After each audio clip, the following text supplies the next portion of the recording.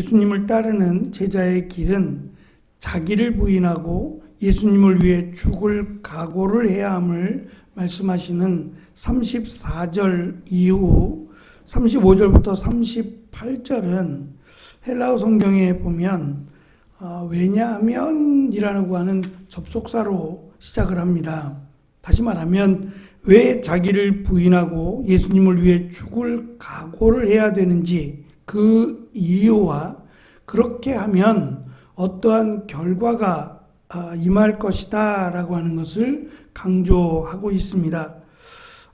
35절부터 38절 왜냐하면 이라는 내용을 정리하면 자기를 부인하고 예수님을 위해 죽을 각오를 해야 되는 이유가 첫째는 목숨을 구할 것이기 목숨이 그러니까 영생을 얻게 될 것이기 때문이라는 겁니다. 그리고 36절은 자기 영혼과 바꿀 것은 아무것도 없기 때문입니다. 반대로 예수님과 복음을 부끄럽게 여기게 되면 자기의 생명을 잃을 것이고 심판의 날 예수님이 다시 오실 때 그를 부끄럽게 여길 것이다 라고 하는 내용입니다.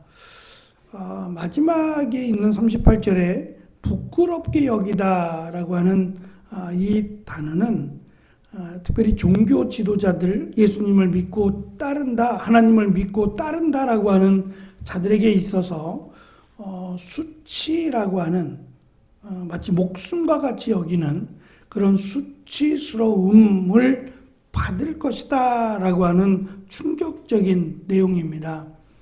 하나님으로부터 하나님을 믿는다고 말하는데 하나님으로부터 버림을 당하고 하나님으로부터 수치스러움을 당한다 라고 하는 강한 단어를 통해서 예수님을 믿는 것이 하나님 앞에 영광이 될 뿐만 아니라 그것이 하나님의 뜻이다 라고 하는 것을 강조하고 있습니다. 이 말은 지금 책망하기 위함이 아니라 오히려 그들을 바른 길로 인도하기 위한 절대 포기해서는 안 되는 다른 건 포기할지라도 심지어 목숨은 내려놓을지라도 예수님을 믿는 믿음 그리고 이 복음만큼은 절대로 포기하지 말아야 된다라는 것을 강조하신 내용입니다.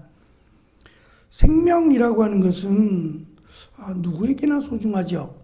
특히 부활을 믿지 못하는 자들에게는 더 말할 것 없이 소중해서 잘되고 또 많은 사람들에게 칭찬을 받는 그런 명예로운 삶을 살기를 바랍니다.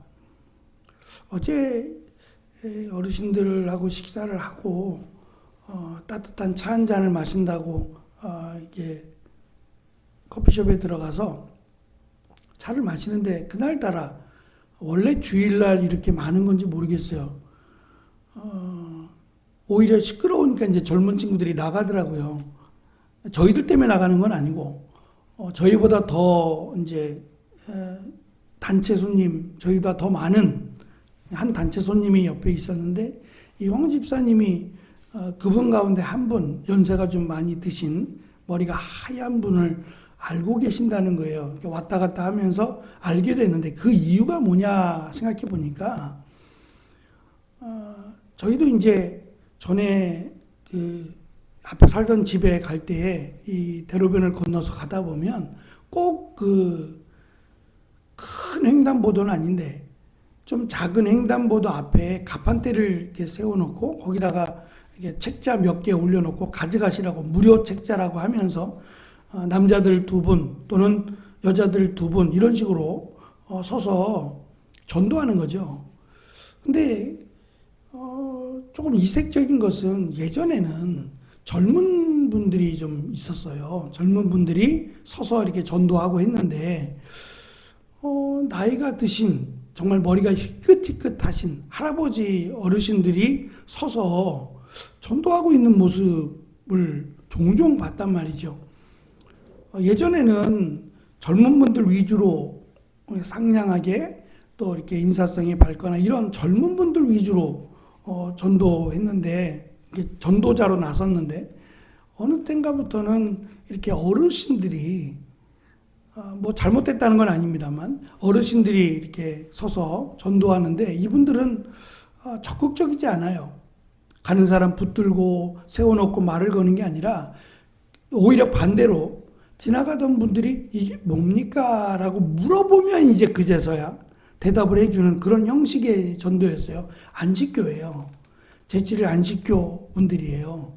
그러니까 영우 집사님이 왔다 갔다 하면서 이제 폐지나 이런 것들을 줍고 저기 장안동 쪽에 있거든요.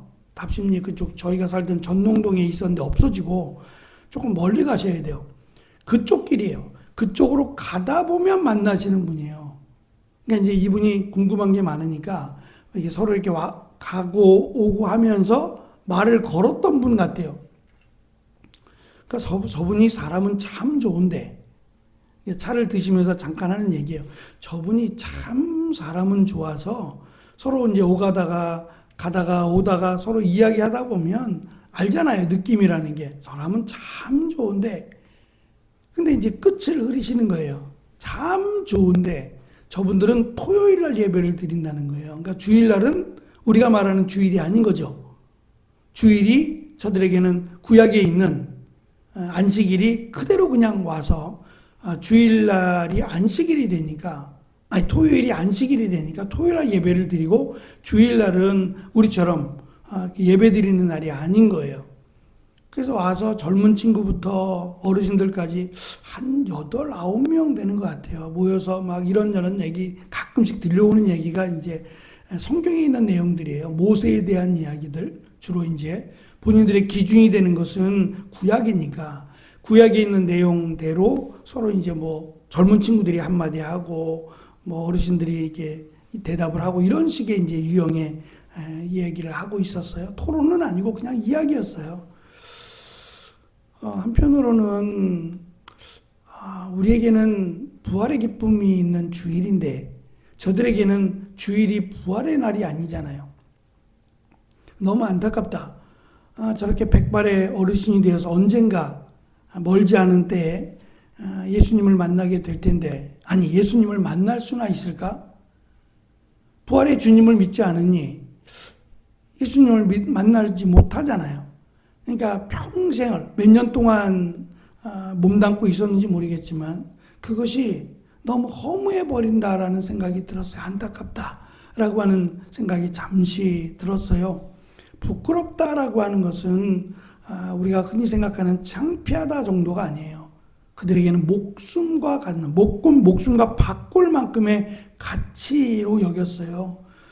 예수님을 믿지 않으면 예수님의 죽으심과 부활 다시 오심을 믿지 않는다면 하나님께서 또 예수님께서 다시 오실 그때에 나도 너희를 부끄럽게 여길 것이다 라고 하는 내용의 말씀입니다.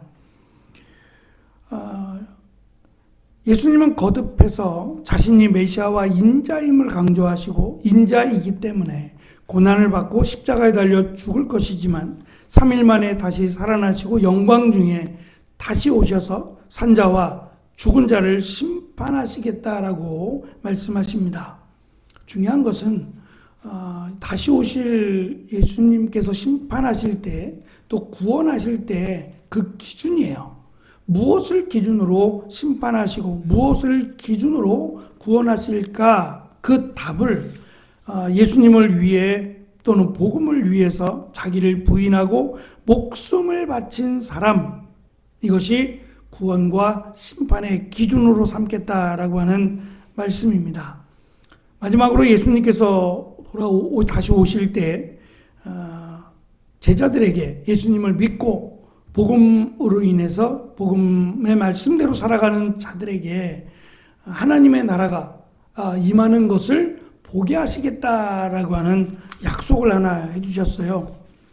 여기 서 있는 사람 가운데 몇 사람은 죽기 전에 하나님의 나라가 권세 있게 오는 것을 볼 것이다 라는 말씀인데 이게 자칫 오해를 하면 특정한 사람들에게 천국을 보여주고 특정한 사람들에게 마치 지옥을 보여준다라고 하는 말씀으로 오해를 낳을 수 있어요. 그 말씀이 아니라 이어지는 내용이 제가 이제 9장 1절까지 읽었는데 그 2절부터의 내용이 변화산 사건이에요. 마치 모세가 하나님의 거룩한 계명 그리고 하나님의 임재를 경험했던 변화산에서 이 시내산에서 하나님을 만났던 것처럼 무슨 산인지는 알 수 없지만 우리가 그냥 변화산이라고 말은 하지만 바로 그 산에서 모세는 잠시 하나님의 영광 가운데 있어서 환한 그 사람들이 쳐다볼 수 없을 만큼의 광채가 있었다고 설명하는데 예수님은 그 자체가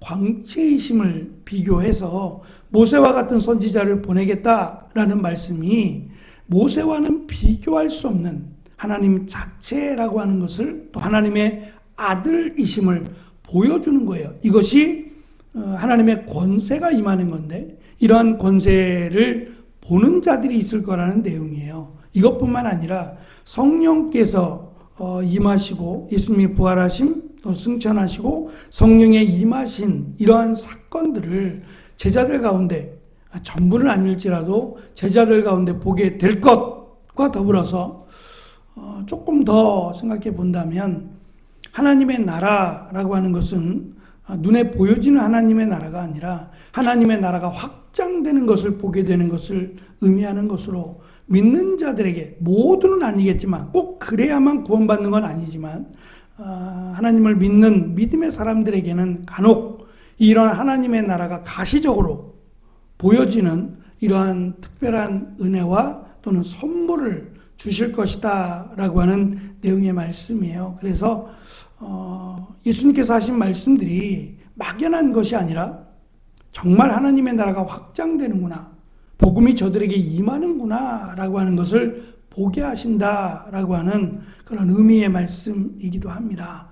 우리가 예상하지 못했던 사람들이 예수님을 믿는다든지 아니면 이 복음으로 말미암아 변화되는 이러한 놀라운 일들을 보게 될 것이다 라고 하는 그런 암시적인 말씀이기도 합니다. 어쨌든 예수님이 비록 제자들과 늘 함께 계시지는 않지만 말씀이 함께 있고 또 그 복음의 역사가 이들이 복음을 전하는 가운데 있을 것임을 말씀하시므로 이 복음은 하나님이시고 이 복음의 역사가 분명하게 있다라는 것을 제자들에게 강조하시고 말씀하셨습니다. 이 복음을 믿고 복음에 합당한 삶을 살아가는 자들에게 하나님의 귀한 은혜가 오늘 가운데도 가득한 귀한 날이 되기를 간절히 축원합니다. 기도하겠습니다.